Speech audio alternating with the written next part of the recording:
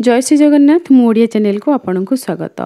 पुरातन गृह प्रवेश एवं नूतन विग्रहंकर प्रतिष्ठा काली संपन्न है। बहुत भलरे भलरे सबकि संपन्न है। कौन प्रकार बाधा विघ्न किसी भी नथिला। आपण मानकर आशीर्वाद एवं ईश्वरंकर आशीर्वाद रु सब भलरे भलरे हो गला। किंतु काली बहुत शरीर कष्ट थिला सेति मु आपन सहित वीडियो शेयर करि पारली नाही। आपण लिखिथिले जेमिति डिटेल शेयर करिबा पई सेमिति मु आपन को कहि देबी, किंतु सब किछि शूट करबा संभव नुहे। घरर अग्निकोण जोंठी रोसई करा जाउची रोषशाला सेठी जो अग्निकोण अछि से कोण रे प्रथमे ए अखंड दीप स्थापना होइतिले। ए अखंड दीप 3 दिन पर्यंत जळिबे। जदि आमे चाहिबा 5 दिन पर्यंत जळै परिबा, 7 दिन जळै परिबा, 3 दिन मु जळौची। अखंड दीप प्रथमे स्थापना है कि अग्नि पूजा प्रथमे करा जाइतिला, तापरे सूर्य नारायण को पूजा करा जाइतिला। सूर्य नारायण को पूजा करिबा पई प्रथमे तांको अर्घ्य दिया जाए एवं तांकर प्रिय तुलसी पत्र एवं हलदिया लाल रंगर पुष्प कंचा क्षीर रे कला राशि पड़ी अर्घ्य दि जाए। ब्राह्मण मंत्र उच्चारण सहित अर्घ्य प्रदान करती। जे कर्ता एवं कर्ती होती से माने ही अर्घ्य प्रदान करती। तेणु सूर्य नारायण को अर्घ्य प्रदान करके सेठी प्रणाम करिथिलु। तापरे माँ वृंदावती पूजा करिथिलु। ईश्वर निजे आसिकी आमको किसी कथा कहि परिबे नाही। सेथिपई गुरु एवं कुल पुरोहितंकर परामर्श अनुसार आमे निजर जीवन अतिबाहित करिथाए। कोनोसी असुविधा पड़िले किछि जदि निष्पत्ति नेबारे हमको कठिन हुए सेठी आमे गुरु एवं कुल पुरोहितंको पचारिकी तांकरी कथा अनुसार काम करिथाए। जेमिति कि वृंदावतींकर चौरा मंडप नथिला आम घरे, सेथिपई आमे कुल पुरोहितंकर परामर्श नैथिलु एवं से निजे ही कहिथिले कि अबड़ा कड़ुआरे तुलसी गछ लगेकी आपण पूजा करूचंदी सेई मां को आपण ऊपर को नै परिबे एवं बड़ मंडप करके पूजा करि परिबे। तळे किंतु आपण गोटे तुलसी गछ लगेबे, सेठी आपण फूल पानी देबे, किंतु पूजा इत्यादि जहाँ सब आपणकर अनुष्ठान करने कथा आप ऊपर करें। तांकर परामर्श क्रमे ही माँकर स्थान परिवर्तन होती। माँ सेमिति ही अच्छा, कौन प्रकार परिवर्तन हो ना कि दुईटी चौरा स्थापना करा जाई नाहंती। जहाँ आपण मानकर प्रश्न थिला एठी कर्ता एवं कर्ती जो वस्त्र पिंधिबे से वस्त्र मध्य अभिमंत्रित करा जिवो, तापर से वस्त्र पिंधिबे। होम पई जेमिति कि कुंड सजाड़िबा ए सब कार्य जहाँ आप देखिकी जानी पारुथिबे। ए सब सजड़ा सजड़ी सरिबा परे तापरे प्रथमे घरे पूजा आरंभ होइतिला। ठाकुरंकर स्नान, ठाकुरंकर आवाहन करिबा, पूजा करिबा ए सब किछि ब्राह्मणଙ୍କ ऊपर निर्भर करथाए। तेणु से जहाँ भी सब जिनिस मागिथिले जिनिस मु तांको सजाड़िकी दे देइथिली। सेमिति आपण जदि गृह प्रतिष्ठा करिवे आपनको गोटे चिठा मिलि जिवो। निजे ब्राह्मण ही चिठा देबे, से चिठा अनुसार आप जिनिस आनिथिबे। ठाकुर को आपण जो आस्थान रे बसेबा कथा कपड़ा नुआ कपड़ा बिछेकी सेठी पीढ़ा उपर आप बसई देबे एवं सबु जिनिस सजाड़िकी दे देबे। ब्राह्मण जदि जणे अछंती ताहले से तो निजे सजाड़िबे, जदि दुई जण ब्राह्मण अछंती ताहले जड़े ब्राह्मण सबकि सजाड़ी देवे, रोसई करदेवे एवं आउ जड़े जी अच्छा पुरोहित सी पूजा करेंगे। तो आम घरे सेमती दुई जन ब्राह्मण आसी जड़े रोसई करने सब सजाड़ी देवाई एवं पुरोहित पूजा करने आसते। तो से सब सजाड़ी देले, तापर पुरोहित पूजा आरंभ करें। घरे जमीती दुईटी कलश स्थापना करा जायतिला, गोटे वर्धनी घट एवं अन्यटी गणपति घट। गणपति घटरे श्री गणेशंकर पूजा एवं वर्धनी घटरे सर्वदेवादेवींकर पूजा। आ ये होउछि गृह प्रवेशर कुला। ए कुला भितरे 21 गोटी कौड़ी एवं गोटे मुख माण अछि। मुख माण भितरे अछि देवी अन्नपूर्णा नाम रे अक्षत, हरिड़ा बाहाड़ा अँला एवं कौड़ी गोटे, गुआ गोटे, ये सब जिनस से मुख माण भितर थिला एवं महाप्रसाद थिला, दीपटीए जळुथिला, 21 गोटी कौड़ी थिला, फूल थिला। एतिकी जिनिस नुआ कुला को धोईकी सेतिरे हलदी एवं सिंदूर लगा जाइथिला। सेई कुलारे माँ अन्नपूर्णा को धरिकी गृह प्रवेश करबा पई हमर कुल पुरोहित कहिथिले। विभिन्न ननांकर विभिन्न प्रकारर नियम रहिताए। तो से जेमिति कहिथिले कि पत्नी वाम पाद आगकू रखिबे एवं पति दक्षिण पाद रखिबे आगकू। तो सेई भली भाबरे गृह प्रवेश आमे करिथिलु। गृह प्रवेशर जो विधि रहिताए ए सबु आपण भिन्न भिन्न स्टेट रे भिन्न भिन्न प्रकार रे पाई जिवे। तो एठी कुल पुरोहित जेउ भली भाबरे कहिथिले आमे सेई भली भाबरे करिथिलु।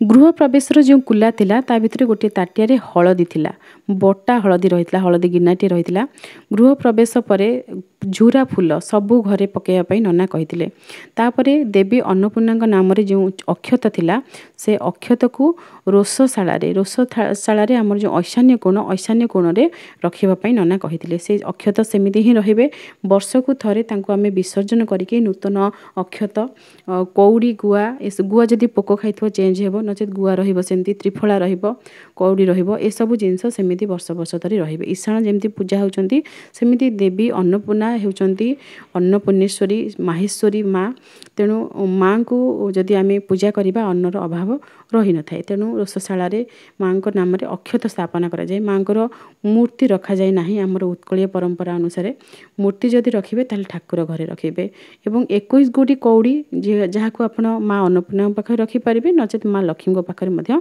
रखि पारिबे जदि जागा नाही ताल ठाकुर घरे आपण माँ लक्ष्मी को पाखे मध्य कौड़ी को रखि पारिबे गोटे फरुआ रे भरिके एई भली भाबरे मोर रखिथिली ए नुआ कुलाटी को मध्य साइति रखिया पई चेष्टा करिवे जेमिति अधिक दिन आपनक घरे रहिबो गृह प्रवेश करिसंती कुलारे तेणु एई भली विधि जदि आपनक नना करूचंती समस्तिंकर पूजा विधि अलग अलग प्रकार तेणु कोनोसी ब्राह्मण होंतु बा कुलपुरोहित होंतु तांको केबे भी अन्यर पूजा विषय रे कहि कि तांको केबे भी आघात देबा पई चेष्टा करिवे नाही तांको अनुसार से पूजा करिबा उचित एति अग्नि को भोग लागुची अग्नि कोण रे जो अखंड दीप जळुचंती सेठी ही अग्नि को भोग लागितिला ता परे होम आरंभ होइतिला होम करा जाय थाए पुरातन गृह प्रवेश हेउ बा नूतन गृह प्रवेश हेउ होम करा जाय थाए होम रे जेमति कि आरती दीप एठी मु सजाडुची होम करिबा समय रे ही देवादेवी को चक्षुदान दिया जायतिला प्रथमे होम आरंभ करिबा परे जेमति कि आहुति दिया जायतिला सेही समय रे चक्षुदान मध्य करा जायतिला चक्षुदान कुशरे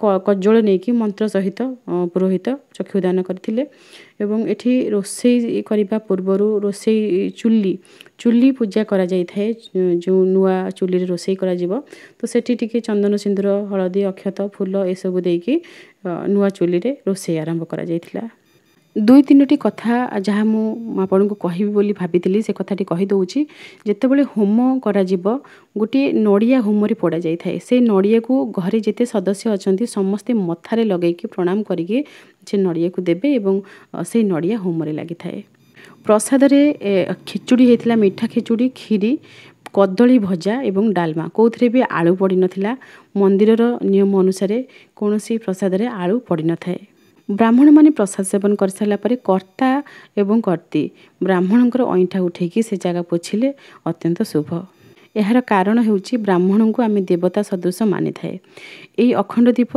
एबे भी जळुचंती आउ टिके मु आपन को परे शूट करके देखै देछि आउ गुटी कथा मन रखिथिबे ब्राह्मण जेतेबेले कोनोसी महिला को आशीर्वाद करिथांती तांको मथा ऊपर अक्षत पकैथांती सेतेबेले तांको एम्ति लुगा कानी देखैबे लुगा कानी रो गोटे कण आपन धरिकी देखैबे से सेइथिरे ही सौभाग्यवती हेबार आशीर्वाद देबे एवं अक्षत देबे अक्षत फूल जहा देबे गुआ देबे ताको बांधी देबे कानी रे सेमति गंठी पड़िथिबो 7 दिन पर खोलिके आपन जल रे विसर्जन करिवे पुरातन गृह प्रवेश हेउ बा नूतन गृह प्रवेश हेउ बिरी बळी दिया जाय थाए बिरी रे चोपा छडी नथिबो कळा बिरी चोपा लागिथवा बिरी पंचशस्य श्वेत वर्णर सोरिष ए सब किछि मंत्र सहित पुरोहित ए सब को मिश्रण करिकि मंत्र उच्चारण करिकि सबुआडे सिंचन करंती घरर सबुआडे एमिति सिंचन करिबा द्वारा कुदृष्टि कुशक्ति जहा थिबो से सब कटि जाय केही भी जादू टोना करिथिबे किछि भी अशुद्ध जिनिस घर भितरे थिबो से सब किछि कटि जिवो गृह रे वास्तुर प्रभाव रही थाए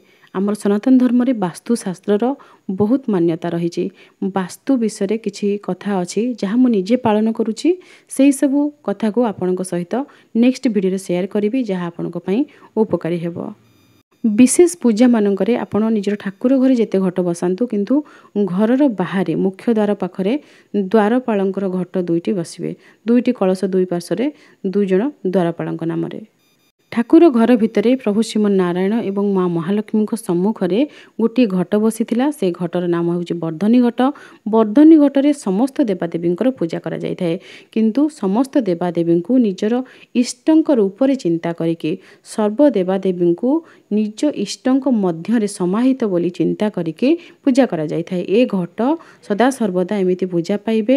ପ୍ରତ୍ୟେକ ଗୁରୁବାର ଦିନ ସେ ଘଟର ଜଳ ଆମ୍ବଡାଳ ପରିବର୍ତ୍ତନ ହେବ ଏବଂ ନୂତନ କରି ସେ ଘଟ ସ୍ଥାପନ କରାଯିବ। ଶେଷରେ ସମସ୍ତ ନୂତନ ବିଗ୍ରହଙ୍କର ଦର୍ଶନ ମଧ୍ୟ କରିଦେଇଛି। ଆଜି ନିର୍ଜଳା ଏକାଦଶୀ। ଆଜିର ଯେଉଁ ପୂଜା ଥିଲା ବହୁତ ସରଳ ପୂଜା ଥିଲା, ଖାଲି ଠାକୁରଙ୍କୁ ଟିକେ ଫଳ ଭୋଗ। ଆଗାମୀ ଦିନରେ ଯାହା ସବୁ ପୂଜା କରିବି ସେସବୁ ଆପଣଙ୍କ ସହିତ ସେୟାର କରିବା ପାଇଁ ଚେଷ୍ଟା କରିବି। ଏଠି ସବୁ ଅଛନ୍ତି ବାହନମାନେ ମଧ୍ୟ ପୂଜା ହୋଇଥାନ୍ତି, ଦେବାଦେବୀଙ୍କର ବାହନ, ଯେମିତିକି ପେଚା, ହସ୍ତି, ନନ୍ଦୀ, ଗରୁଡ଼ ମଧ୍ୟ ଅଛନ୍ତି। ଏମାନେ ସମସ୍ତେ ହେଉଛନ୍ତି ଦେବାଦେବୀଙ୍କର ବାହନ, ତେଣୁ ସେମାନଙ୍କୁ ମଧ୍ୟ ପୂଜା କରାଯାଇଥାଏ। କୁବେର ଅଛନ୍ତି, ଭଗବାନ ଧନ୍ୱନ୍ତରୀ ଅଛନ୍ତି, ଶ୍ରୀ ହନୁମାନ ତ ପୂର୍ବରୁ ଥିଲେ, ଶ୍ରୀ ଗଣେଶଙ୍କର ନୂତନ ବିଗ୍ରହ, ମା ମଙ୍ଗଳାଙ୍କର ନୂତନ ବିଗ୍ରହ ଏବଂ ମହାଦେବଙ୍କର ନୂତନ ବିଗ୍ରହ, ମା ଗଙ୍ଗା, ମା ସରସ୍ୱତୀ, ଶ୍ରୀ ରାଧା ଶ୍ରୀକୃଷ୍ଣଙ୍କର ଯୁଗଳ ମୂର୍ତ୍ତି ଏବଂ ବାଲ୍ୟ ସ୍ୱରୂପରେ ମଧ୍ୟ ଶ୍ରୀ ରାଧା ଶ୍ରୀକୃଷ୍ଣ ଅଛନ୍ତି ଏବଂ ଦେବୀ ଅନ୍ନପୂର୍ଣ୍ଣାଙ୍କ ନାମରେ ଅକ୍ଷତ। ସେସବୁ ବିଷୟ ତ ପ୍ରଥମେ ମୁଁ ଆପଣଙ୍କୁ କହିଛି। ସବୁକିଛି ଆପଣଙ୍କୁ ପୁଣି ଥରେ ଫଟୋ ମାଧ୍ୟମରେ ଦେଖାଇ ଦେଇଛି। ଯାହା ଯେତିକି ପୂଜା ହେଇଥିଲା, ପୂଜା ତ ବହୁତ ସମୟ ଲାଗିଥିଲା, ପୁରା ଗୋଟେ ଦିନ ଲାଗିଥିଲା, କିନ୍ତୁ ଭିଡ଼ିଓ ତ ଏତେ ସବୁ ଦେଖାଇ ହେବ ନାହିଁ। ଯେତିକି ଯାହା ମୁଁ ସୁଟ୍ କରିପାରିଥିଲି ଏବଂ ଘରେ ଅନ୍ୟମାନଙ୍କର ସାହାଯ୍ୟ ନେଇକି, ହଁ, ଗୁରୁଦେବଙ୍କର ସ୍ଥାପନା ମଧ୍ୟ ଜଗତଗୁରୁ ଆଦି ଶଙ୍କରାଚାର୍ଯ୍ୟଙ୍କର ସ୍ଥାପନା ମଧ୍ୟ ହୋଇଛି। ଘରେ ସବୁକିଛି ସଜାଡ଼ିକି ରଖି ସାରିଲା ପରେ ପୁଣି ଆଉ ଗୋଟେ ଥର ଆପଣଙ୍କୁ ଠାକୁରମାନଙ୍କର ଭଲ ଭାବରେ ଦର୍ଶନ କରାଇଦେବି। ଆଶା କରୁଛି ଏ ଭିଡ଼ିଓ ଆପଣଙ୍କ ପାଇଁ ସାହାଯ୍ୟକାରୀ ହୋଇଥିବ। ଆପଣମାନେ ଖୁସିରେ ରୁହନ୍ତୁ, ଭଲରେ ରୁହନ୍ତୁ, ହସୁଥାନ୍ତୁ। ଆଜି ପାଇଁ ରହୁଛି। ଜୟ ଶ୍ରୀ ଜଗନ୍ନାଥ।